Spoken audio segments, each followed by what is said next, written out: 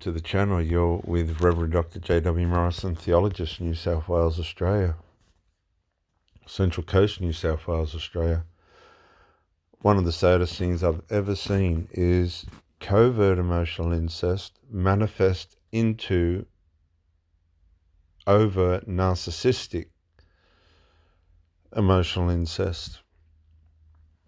Now, you might be wondering in your relationship right now, what is going on between this person that I'm with and these adult children? You're finding that there's beginning to be subtle attacks from, say you're with an adult, the parent, I should say, from the adult children. They're starting to dislike you and become aggressive towards you. You discuss this with your partner.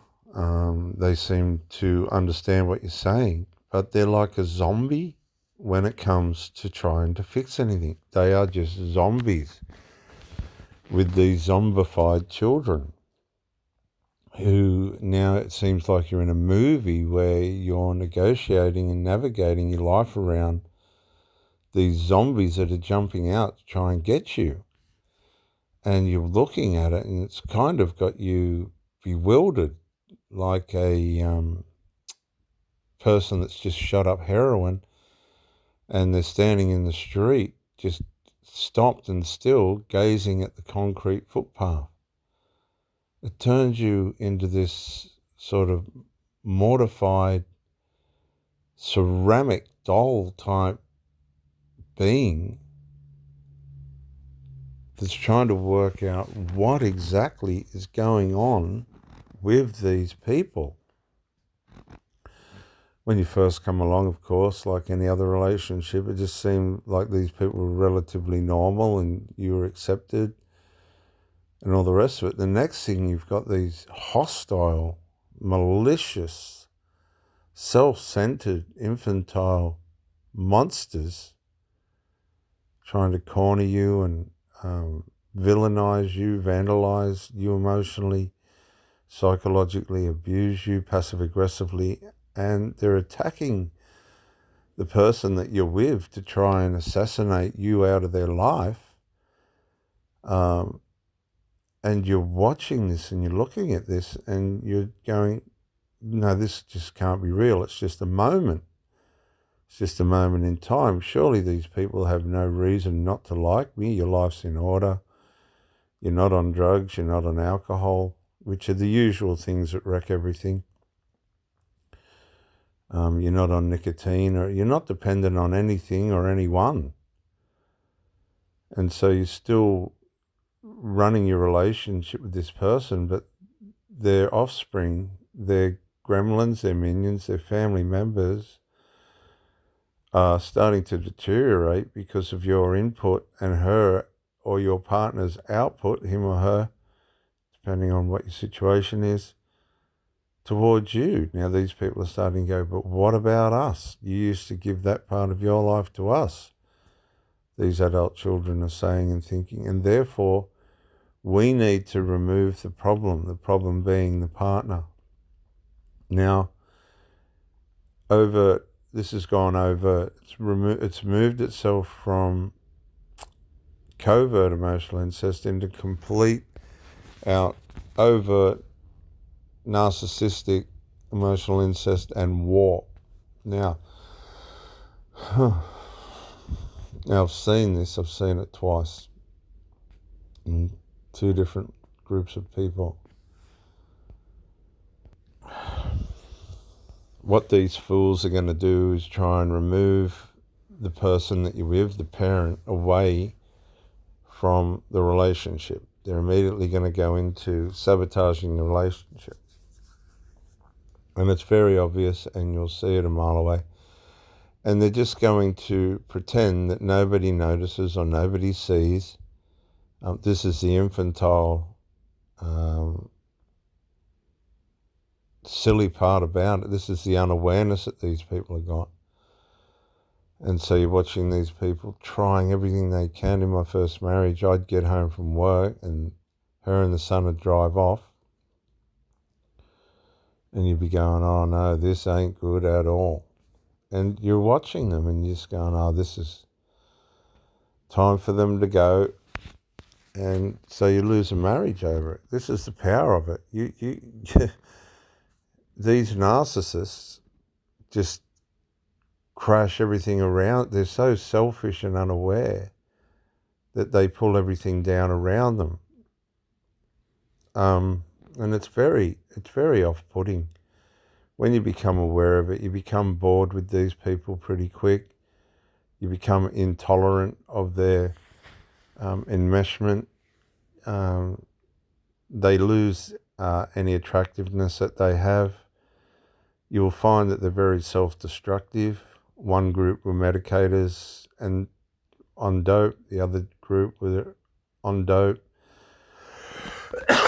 Excuse me. And I believe were medicated for certain reasons as well. But it's because of their self-destructive behaviour. They make out it's just their normal part of life, but they are ignorant towards their self-destructive behaviour. And if you've got any self-awareness at all, you'll see these people spent most of their lives just being negligent toward themselves to satisfy their habits and needs. And as they get older, of course, the ailments and the ugliness, the unattractiveness of it all catches up with them. And then they just have to wing it through that last part of their life.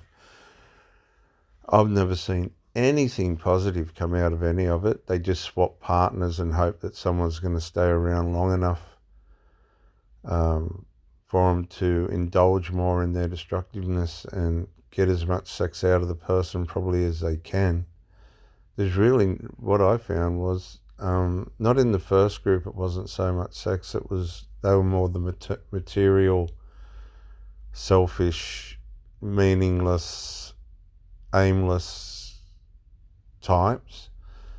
The second type was aimless. Everything had to be based on martyr, victim, look at me, sort of, let's idolize the suppliers, sort of ridiculous, really infantile and pathetic mentality. And you become bored with it. You're watching these people and you're thinking, these people are zombies. They're just not going anywhere. They don't care if they get anywhere. They don't care how embarrassing they're making themselves look, because their identity's tied up in their toxicity, which means without their toxicity, they have no meaning. Peacefulness is just something they'll pass by and enjoy at the time. The destructive mentality of these people is, both of them, interestingly, I've had 3 or 4 of these carers. They try and find their identity in caring for people, but it's really just a source of income. It's not genuine charity or anything like that. It's a means to give them a sense of identification through caring for people, but the primary reason for it's income, not the care of these people. The funny part about it is they'll boast how much they're helping these people develop and get somewhere in life, but then you look at their family members and themselves and they're going nowhere in life. So the whole thing's just a big frame. They're just framing people to think how charitable they are, but it doesn't line up with the lives of the people that they live with or who they are, because they're not getting anywhere in life. They're looking down the bottle, they're looking down the bong, they're looking at the smoke. They're not looking at the future or what that brings or anything like that. And you become bored. You just go, these people are boring. They're absolutely meaningless. They're so self-centered. and they camouflage it with, hippie type scenarios. The other one was more of the dresser upper. There's all different ways in which overt and covert emotional incest work. And sorry, viewers. And you just begin to look at these people and you go, they're boring, absolutely boring. All they do is eat and sleep and go looking for money. While they're not doing that, they're destroying themselves. I've never come across such boring and unaware, self-deluded, destructive people as the overt, covert, narcissistic, emotional incest people. They're so self-engrossed, aggrandized, and yet dysfunctional, completely dysfunctional. There's just no reason to be with them once it's exposed. So once you become aware of overt, covert emotional incest, and they're all, the zombies are trying to attack you, and the gremlins and the minions and family members are falling to pieces because there's some order in their life. You just got to look at the partner that you're with, if it's the adult, and go, this person's really created all this, and it's a horror story.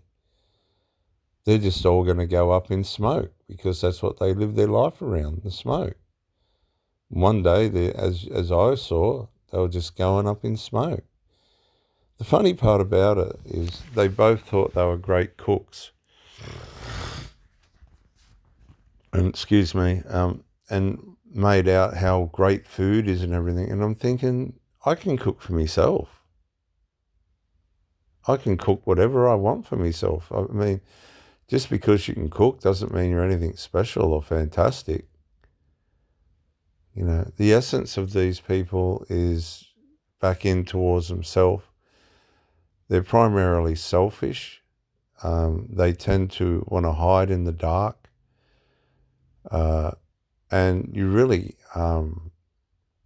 you'll find that ultimately they're boring, they're recluse, their center of focus is towards themselves and their children. And if they can get out of you a good supply, they'll hang around. But if your supply deteriorates, they won't stay long because there's no reason for them to. They've got what they want where they live as well. So if you're not an asset, then they won't hang around. They'll just use you initially and then go look for something better. But in my case, I try and produce the optimum that I can so they do hang around. But the longer they hang around, the more boring they become because they're not transparent, they're not honest.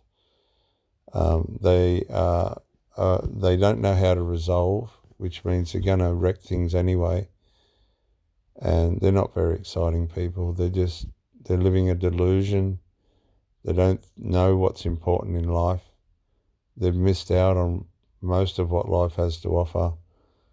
And they're really going to end up with just themselves. And that's going to be a mess because they don't know themselves. They've destroyed themselves. They're ruining themselves. There's nothing healthy about the way in which they perceive or look after themselves.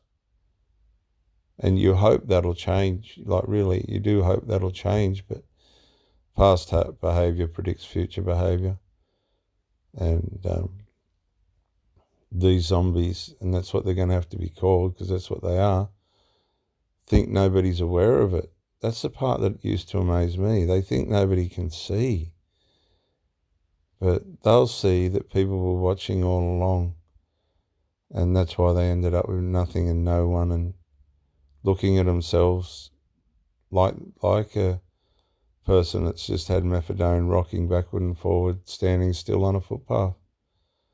And they'll look back with regret, shock, and severe mental trauma because they made the wrong choices in life. Overt and covert emotional incest. Once you become aware of these people, becomes very boring very fast, and you just have to leave them go and go on and have a better life. And believe me, there is so much better. Oh, if you can just get through the first couple of weeks of the decision that these people are no good, you are in the sunshine and the light, and it is brilliant. So there is hope. Identify it, call it for what it is. Let these people go back to where they were before you come along, and hope for the best for them, because they're going to need it. And you stay focused and get on with your life. Have boundaries around your children so that they can be happy and healthy, and they'll find their way. Be wise and smart and unjudgmental, because the only people that any of us have got to blame is ourselves. Most of these people are the victim of their own demise, and so are we. So it's up to us to avoid that and have a great outlook and get on with it.